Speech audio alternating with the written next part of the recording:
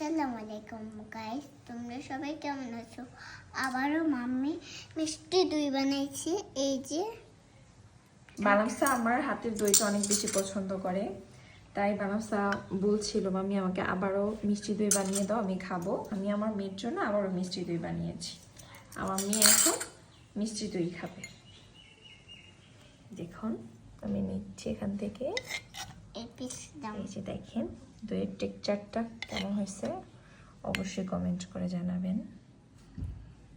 তুমি ধরো না, এই তো মাম্মি তুমি খেয়ে বলো কেমন হয়েছে, বলো কেমন হয়েছে, খেয়ে বলো মাম্মি কেমন হয়েছে দইটা। কেমি এই যে মাম্মি খাচ্ছে। আর তুমি ওখানে যাও, তোমাকে দেই, যাও। সাথে আমার ভাইও আছে, আমার ছোট ভাই আছে, ও খাবে এখন বসে।